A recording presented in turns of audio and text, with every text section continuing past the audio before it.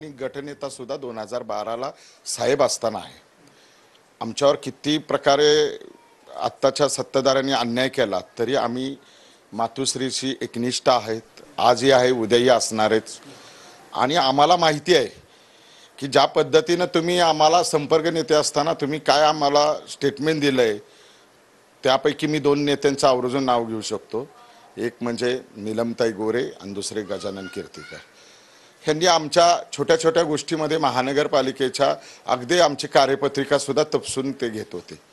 म्हणजे आपल्या सर्व पत्रकार बंधूंना माहिती आहे की त्यांनी काय महानगरपालिकेमध्ये किती लक्ष होतं, त्यामध्ये काय काय आहे.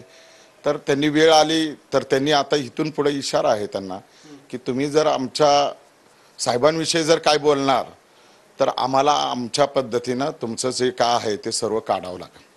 पण संजय राऊतांनी एक मुद्दा मांडलाय की तुमच्याकडे म्हणजे नीलम गोरे या तुमच्याकडे पैशांची मागणी करत होत्या. ज्या ज्या वेळी बैठका होत होत्या त्या त्या ठिकाणावर तुम्हाला नंतर त्यांनी पैसे मागणी ही सातत्याने तुमच्याकडनं होत होती. काय नेमकं कसं आहे, मी सर्वसामान्य शिवसैनिक आहे. मी एक झोपडपट्टीतला कार्यकर्ता आहे.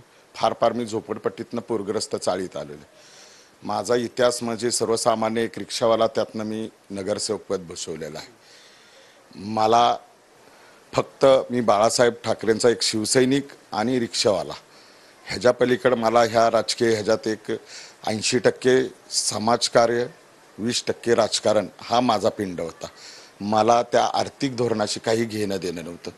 पूर्वी आम्हाला हे कलियुग आहे, आत्ताची लोक जातात की पैशाच्या मोहापाठी किंवा इतर गोष्टीसाठी इकडून तिकडे जातात, पण आम्ही फक्त काम म्हणजे समाजाचा समाजसेवा म्हणून आम्ही त्यात उतरलेलो एक शिवसैनिक म्हणून. ज्या वेळेला आम्ही महापालिकेचा इतिहास बघत होतो आणि महापालिकेमध्ये जात होतो त्यावेळेला हे वेगवेगळ्या पद्धतीनं त्यांच्या पद्धतीनं ते काम करून आमच्याशी हे करत होते.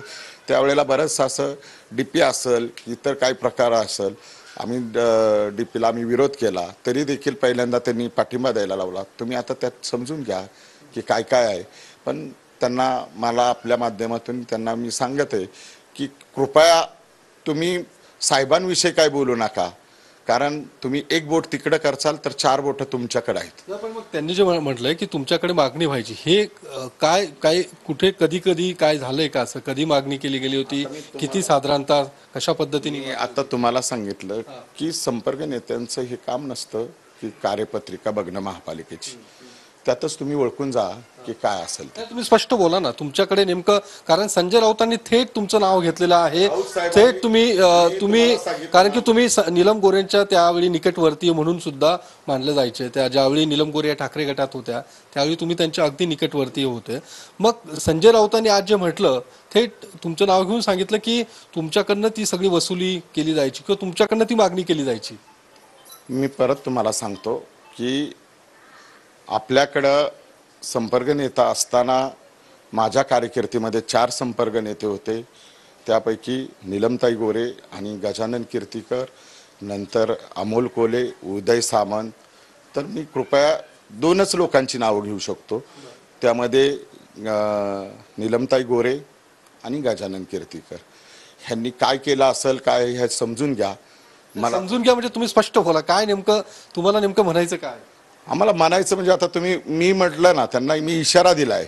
तुम्ही जर आता जर आमच्या साहेबांविषयी जर काय बोलणार असेल तर माझ्याकडे कुंडली आहे आणि मी तुम्हाला पूर्णपणे मला ते पुराव्यांशी काढन. मग माझ्या अधिकाऱ्यांना काय केलं, माझ्या अधिकाऱ्यांकडून काय केलं, मला किती हे केलं ते मी सर्व करेन.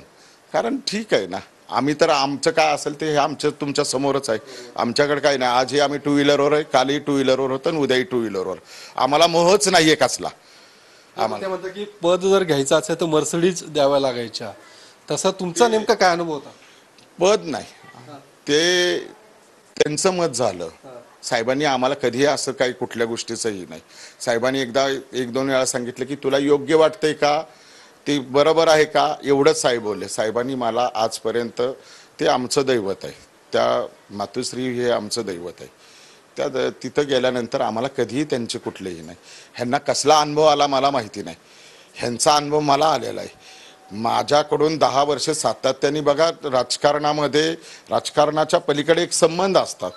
तुमचा 2017ला माझा पराभव झाल्यानंतर साधा देखील त्यांनी कधी मला विचारलं नाही की अरे एवढ्या वर्षे तुम्ही सातत्याने आपले संबंध असलेले तुम्ही फोन करून सुद्धा विचारलं ना की काय चाललंय. तुमचा अनुभव काय आला? तुम्ही आता जे म्हटलं तुम्हाला काय नेमका अनुभव आला होता तो सांगा.